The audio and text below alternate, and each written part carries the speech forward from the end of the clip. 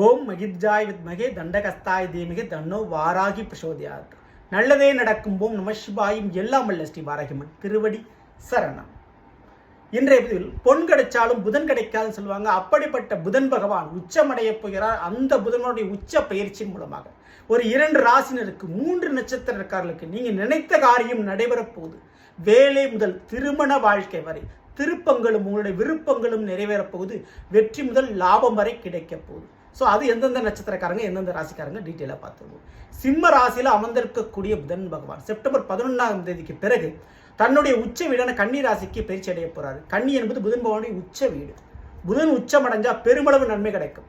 ஏன்னா அந்த பொன் கிடைச்சாலும் புதன் கிடைக்காது சொல்லுவாங்க. பொண்ணுன்றது பணம் காசு தங்கனாங்க. அதை எவ்வளவு கஷ்டப்பட்டு உழைச்சாலும் ஈஸியாக நமக்கு கிடைச்சிடும். கஷ்டம் உழைப்பினால கிடைச்சிடும். ஆனால் புதன் அப்படின்றது கல்விக்கும் வித்தைக்கும் அறிவுக்கும் காரகம் வைக்கக்கூடிய ஒரு கிரகம். அப்போ படிப்புன்றது கோடி கோடியாக கொட்டி செலவழிச்சாலும் படிப்புன்றது ஈஸியாக வந்துருமா? வராது.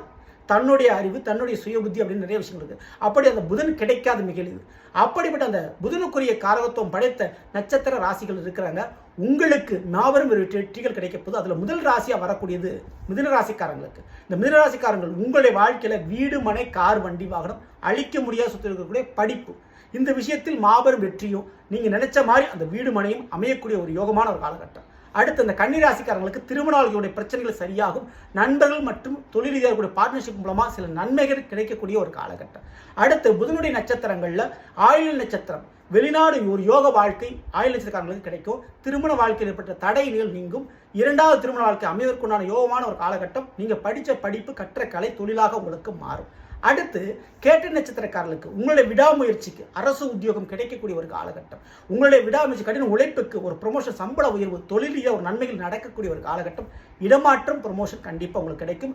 கோர்ட்டு கேஸ் வழக்குகள் வெற்றிகள் உங்களுக்கு பக்கம் இருக்குது. அடுத்தபடியா ரேவதி நட்சத்திரக்காரர்களுக்கு உடல் ரீதியான ஆரோக்கியம் மேம்படும்.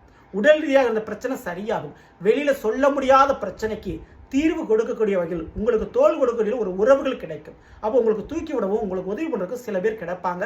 அதன் மூலமாக உங்களுடைய பிரச்சனைகள் நீங்கும். முக்கியமாக மன அழுத்தம் உங்களுக்கு நீங்கும். ஆக மொத்தம் இந்த 2 ராசிக்காரர்களுக்கும் 3 நட்சத்திரக்காரர்களுக்கும் மாபெரும் நல்லது.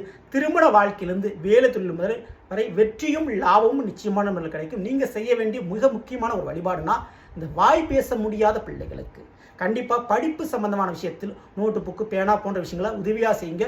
பெருமாளுடைய விஷ்ணு பகவான் வழிபாடுகளை தவறாமல் பண்ணுங்க. மேலும் உங்களுக்கு நன்மைகள் நடக்கும்.